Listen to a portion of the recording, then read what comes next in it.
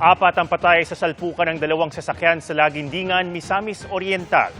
Ayon sa pulisya, 3 sa kanila ang sakay ng van, habang isa ang sakay ng pickup truck. Lumalabas sa investigasyon na nawalan umano ng kontrol ang driver ng van habang nasa pababang bahagi ng kalsada. Napunta ito sa kabilang lane kaya sumalpok sa kasalubong na pickup truck. 13 iba pa ang sugatan at patuloy na ginagamot sa mga ospital. Nihahanda na ng mga pulis ang mga reklamong posibleng kaharapin ng driver ng van. Sakto 1 linggo na lang bago ang bispiras ng Pasko. Kung di pa kompleto ang pang Noche Buena, ihanda ang inyong budget dahil mahigit 100 panghanda ang nagmahal.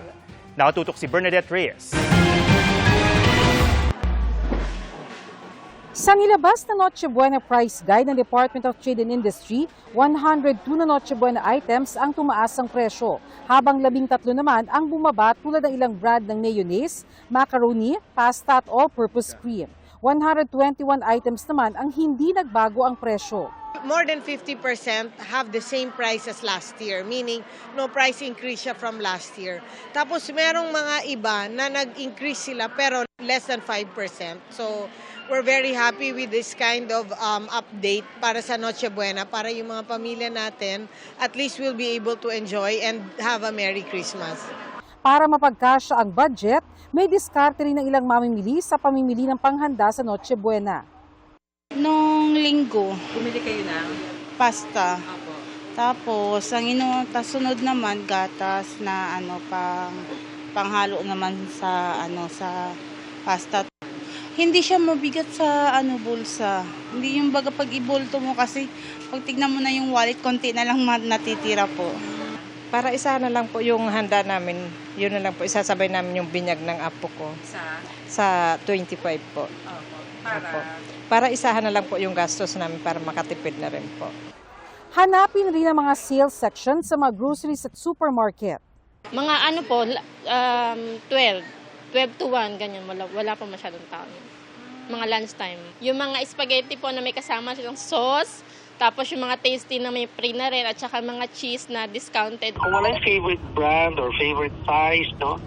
You might want to you have to be flexible, di ba? You might want to try another brand.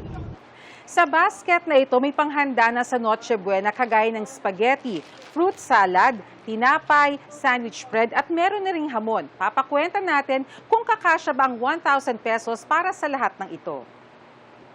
Ang suma total 941 pesos and 25 centavos. May sukli pang mahigit 50 pesos. Ang mga produktong agrikultura naman na sangkap sa mga panghanda sa Noche Buena, sapat ang supply sa kabila ng hamon ng mga nagdaang bagyo at sakit tulad ng African swine fever. Merong mga pagtaas of course dahil habang papalapit ang Pasko talagang marami yung demand ng ng mga pamasko na inihahanda, mga ingredients kagaya ng gulay, ng karne, etc. But in terms of volume of supply, we're relatively confident na hindi tayo magkakaroon ng tightness sa supply. Para sa GMA Integrated News, Bernadette Reyes, nakatutok 24 oras. Tinututulan ng ilang grupo ang lumobong budget ng Kongreso na umabot sa mahigit 50 bilyong piso. Hindi man masabi ng ilang miyembro ng BICAM kung saan galing ang dagdag na pondo sa Kongreso, nilinaw naman nilang hindi ito galing sa subsidiyang tinanggal sa PhilHealth o sa pondong kinalta sa DepEd. Nakatutok si Tina Panganiban Perez. Nagprotesta sa labas ng Kamara ang ilang grupong tutol sa mga pagbabago sa panukalang 2025 budget matapos itong isapinal ng Bicameral Conference Committee. Ang tinututulan nila ang pagbawas sa pondo sa edukasyon at mga serbisyo, pati ang paglobo ng budget ng Kongreso. Kaya ang panawagan po natin, ibalik sa bicameral itong version na ito. Maaari naman po talaga itong gawin ng kasalukuyang Senate and Congress kasi may power naman talaga silang gawin ito. Sa isang pahayag, sinabi ni ACT Teachers Party List Representative Franz Castro na dapat daw ibalik ang mga pondong tinanggal sa social services at alisin ang umano'y pork barrel na isiningit sa mga proyektong pang-infrastruktura, pati na ang napakalaking nadagdag sa budget ng Kamara na mahigit 17 bilyong piso.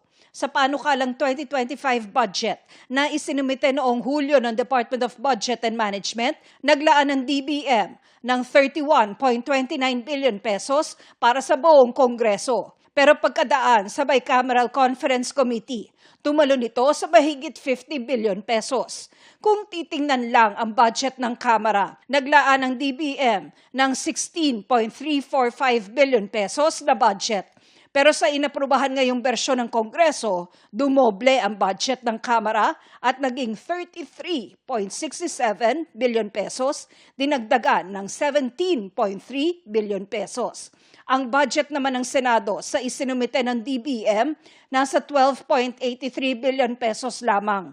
Matapos dumaan sa Bicameral Conference Committee, nadagdagan ito ng 1.1 billion pesos at naging 13.93. Si Senador Mig Zubiri, nagulat din sa paglobo ng budget ng Kongreso. Nagulat na lang kami. I mean, that's the general sentiment of almost all the members of the BICAM. Hindi masabi ng ilang nakausap kong miyembro ng Bicameral Conference Committee kung saan ang galing ang idinagdag sa budget ng mga mambabatas. I'm not privy to, although I'm in the BICAM, as where it was really taken, no? Pero when you look at the budget kasi, we also take particular interest in how we do it, balance ba, with all. I cannot pinpoint. I don't think it's from DepEd. For sure it was done during the BICAM. So hindi lang ako privy dun sa details at kung saan pinagkunan. But definitely naman, dumaan po ito sa sound discretion ng technical working group. Ang sigurado raw, hindi galing ang pondong ibinigay sa Kongreso sa subsidiyang tinanggal sa PhilHealth o kinalta sa Department of Education. No, hindi ho. Ang kinuha po sa subsidy, like as previously explained, was used for the completion of the continuing construction ng Philippine Cancer Center, yung pagtapos po ng mega hemodialysis center sa National Kidney, yung continued expansion ng Lung Center of the Philippines, yung patuloy po na paggawa ng specialty centers sa iba't ibang regional hospitals. Ipinaliwanag din nila kung bakit kailangan ng Kamara ng karagdagang pondo. Nakikita nyo, ang dami po natin pinagagawang mga bagong structures at saka buildings. Like for example, this People's Center. And let's not also forget na patuloy din dumadami yung members of Congress. Unlike the Senate that has a stable number of 24, us, we continue to increase when new districts are created, then the party list allocations are also increased the number of seats. So this only goes to show na we're really addressing the requirements and needs ng Congress pagdating po sa mga trabaho na ginagampanan namin. Sinisika pa namin kunan ng pahayag ang liderato ng Kamara at Senado kaugnay sa pagtaas ng budget ng Kongreso. Para sa GMA Integrated News, Tina Panganiban Perez, nakatutok, 24 oras. Balikan natin si Emil Sumangil na patuloy na nakabantay sa updates mula sa Jakarta, Indonesia. Kaugnay sa nakataktang pagbabalik sa bansa ni Mary Jane Veloso. Emil. Atom, nakausap natin ang isa sa mga NGO na umalalay at tumulong kay Mary Jane Veloso mula nang siya'y kasuhan at makulong dito sa Indonesia. Humigit kumulang 10 taon na ang nakalilipas. Kagagaling-galing lamang ni Wen. Siya yung binabanggit kong NGO na kaibigan ni Mary Jane. Kagagaling-galing lamang niya sa loob mismo ng prison facility kung nasaan si Mary Jane Veloso. At ang binabanggit sa atin, sa ating panayam, very excited daw si Mary Jane sa mga mangyayari sa mga susunod na oras. Nakabihis na raw ito at nakakain na anytime.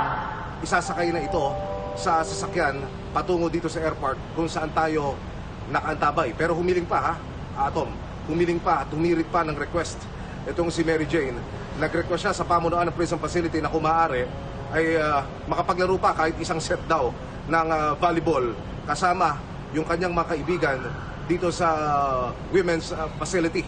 Yon ang binabanggit sa atin ni Wen, yung NGO na huling nakausap o huling nakadaupang palad ni Mary Jane Veloso sa loob mismo ng prison facility bago siya ialis doon ng Indonesian authorities at ibiyahe papunta dito sa airport. Samantala, tayo ay magpapakita ngayon ng ilan sa mga larawan na kuha naman nitong nakalipas na mga araw. Makikita natin si Mary Jane Veloso na may pinipirmahan. Kaharap niya ang ilang personalidad. Ito ay mga opisyal ng Foreign Affairs Department dito sa Indonesia. Ang binabanggit sa atin, ayon sa impormasyong ating natanggap mula sa Department of Foreign Affairs, ito ay travel documents. Kailangan ito at kasama sa proseso sa gagawing paglilipat sa kanya mula dito sa Jakarta pauwi dyan sa atin sa Maynila. Kuha ito noong pagpasok sa prison facility ni Mary Jane Veloso dito sa Jakarta. Makaraan siyang ibiyahe ng humigit kumulang 12 oras mula naman sa Yogyakarta. So yan ang latest development. Ang lugar kung saan idaraos yung press conference sa ating pinakahuling impormasyong natanggap ay bantay sarado na ng Indonesian authorities. Meron na ring mga miyembro ng Philippine contingent na naroon para salubungin si Mary Jane Veloso pati na yung mamumuno dito sa press conference. Atom. Maraming salamat, Emil Sumangit.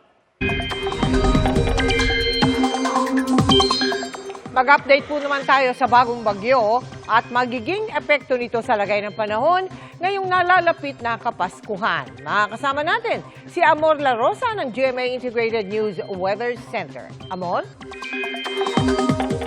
Salamat, Miss Mel. Mga kapuso, tama po yan sa gitna po ng pagiging abala natin sa papalapit na Pasko, maging handa rin sa bagong nabuong bagyo, ang Bagyong Kirubina.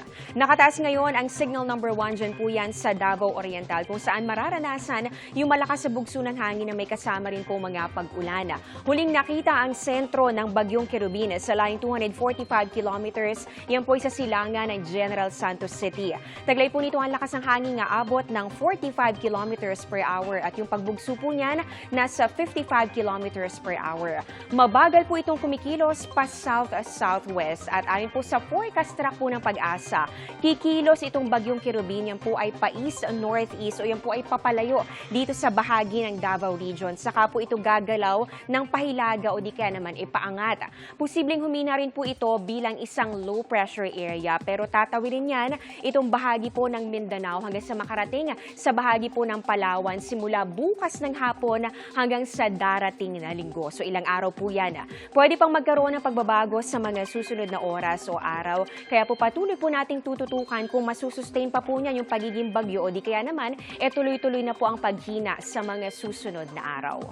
Bukod naman sa traveling extension po nitong Bagyong Kirubina, dalawang weather systems pa ang makakaapekto at magpapaulan dito sa ating bansa. Yan po yung shear line, ito po yan, at ganun din itong northeast monsoon o yung hanging amihan. Mga kapuso, yung shear line ay nabubuo po yan sa pagsasalubong nitong malamig na hanging amihan at ganun din yung mainit at maalinsangang hangin galing po sa Pacific Ocean. Yan po yung tinatawag naman natin na easterlies at kapag po nagsalubong yung malamig at yung mainit na hangin, nabubuo itong shear line. Dala-dala po nito yung mga makakapal na ulap na magdudulot ng mga pag-ulan sa iba't ibang bahagi ng ating bansa.